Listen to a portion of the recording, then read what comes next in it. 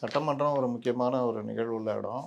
அங்கே இந்த வழக்கு சம்பந்தமாக உச்சநீதிமன்றம் உத்தரவு போட்டு சிபிஐ விசாரணைக்கு உத்தரவிட்டிருக்காங்க. உச்சநீதிமன்ற நீதிபதி ஒருத்தர் கண்காணிப்பில் 2 காவல் உயர் அதிகாரிகள் ஐஜி அந்தஸ்து குறையாம இவர்கள் கண்காணித்து உச்சநீதிமன்றத்துக்கு அவர்கள் சிபிஐ விசாரணையை கண்காணித்து ரஸ்தோகி அந்த ஓய்வு பெற்ற நீதிபதிகிட்ட அறிக்கை மாதம் மாதம் கொடுக்கணும். அதற்கு பிறகு இந்த விவகாரத்தில் என்னென்ன தவறுகள் நடந்திருக்கு அப்படின்றத முழுசுமாக நீதிமன்றம் குறிப்பிட்டிருக்கு. அதில் முக்கியமானது அரசு அதிகாரிகள் பேட்டி அளித்தது.